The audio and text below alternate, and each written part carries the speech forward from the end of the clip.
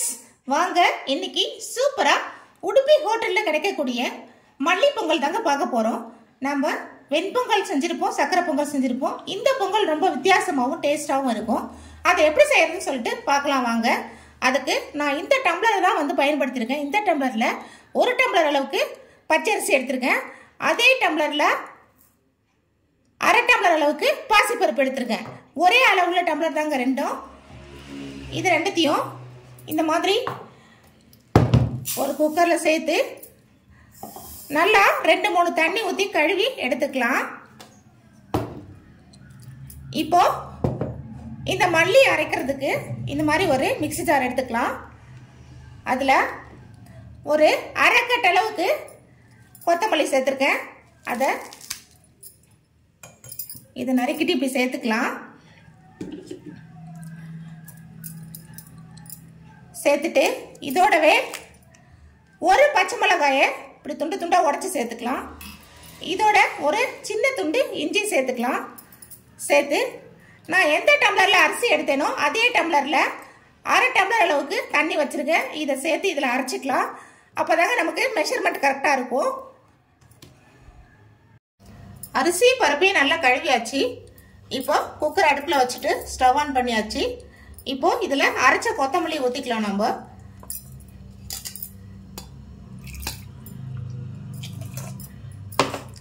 இதோடவே எந்த டம்ளர்ல நான் அரிசி எடுத்திருந்தேனோ அதே டம்ளர்ல 4 டம்ளர் அளவுக்கு தண்ணி சேர்த்துக்கலாம். 1 டம்ளர் அரிசிக்கு 2 டம்ளர் தண்ணி கணக்குங்க. 1 டம்ளர் அரிசிக்கு 2 டம்ளர் தண்ணி. அந்த பருப்புக்கு 1 டம்ளர் சேர்த்துக்கலாம் கூட.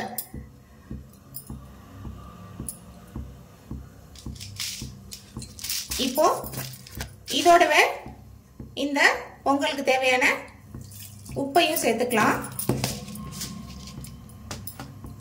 சேர்த்துட்டு ஒரு ஸ்பூன் அளவுக்கு நெய் சேர்த்துக்கலாம்.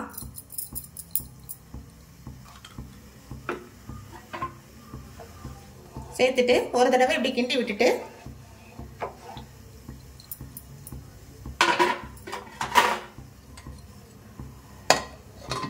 குக்கர் மூடியை போட்டு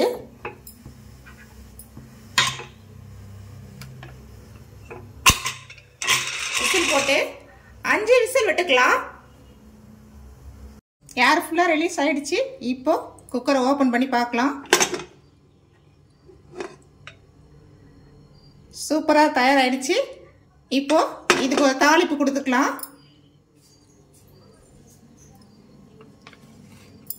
பொங்கலுக்கு தாளிக்கிறதுக்கு ஸ்டவ் ஆன் பண்ணி ஒரு தாளிப்பு கரண்டி வச்சிருக்கேன். அதுல ஒரு 2 ஸ்பூன் அளவுக்கு ரீஃபைண்ட் ஆயில் சேர்த்திருக்கேன். வாசனை இல்லையாத எண்ணெய் சேர்த்துக்குங்க. அதோடவே ஒரு ஸ்பூன் அளவுக்கு நெய் சேர்த்திருக்கேன். சூடாகட்டும்.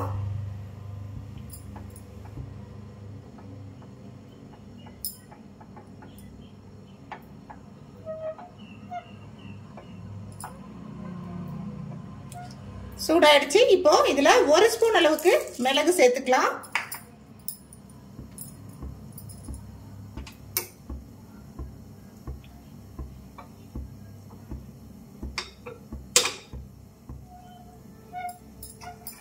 இதோடவே ஒரு 10 போல முந்திரி சேர்த்துக்கலாம்.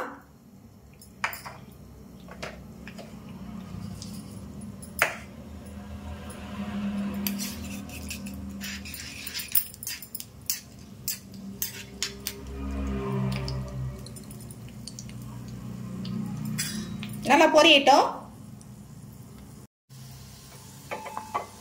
மிளகு நல்லா வடிச்சிடுச்சு. இப்போ 1 ஸ்பூன் அளவுக்கு சீரகம் சேர்த்துக்கலாம்.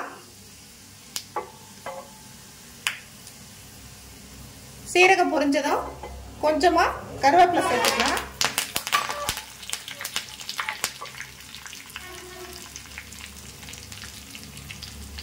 ஸ்டவ் ஆஃப் பண்ணிட்டு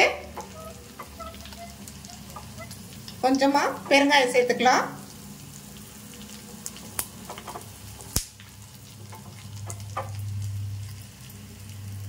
இப்போ இந்த தாளிப்பு கலவைய அப்படியே நாம பொங்கல்ல கொட்டி கலரிக்கலாம்.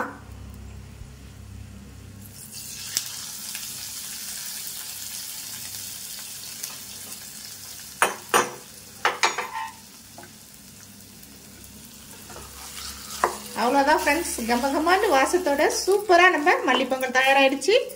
சர்வ் பண்ணிட்டு உங்களுக்கு காமிக்கிறேன். பாருங்க ஃப்ரெண்ட்ஸ், கமகமான நம்ம மல்லி வாசத்தோடையும் நெய் வாசத்தோடையும் நம்ம மல்லிப்பொங்கல் ரெடி ஆயிடுச்சு. எப்பவும் ஒரே மாதிரி வெண்பொங்கல் செய்யறத விட இந்த மாதிரி ஒரு தடவை ட்ரை பண்ணி பாருங்க. ரெசிபி சூப்பராக வருங்க, டேஸ்டாகவும் இருக்கும். இதுக்கு காம்போவா நான் தேங்காய் சட்னி வச்சிருக்கேன். இந்த ரெசிபி உங்களுக்கு பிடிச்சிருந்தா லைக் பண்ணுங்க. அப்படியே உங்க ஃப்ரெண்ட்ஸ் அண்ட் ஃபேமிலிக்கு மறக்காம ஷேர் பண்ணுங்க. அப்படியே நம்ம சேனலையும் மறக்காம சப்ஸ்கிரைப் பண்ணிடுங்க. Thank you friends.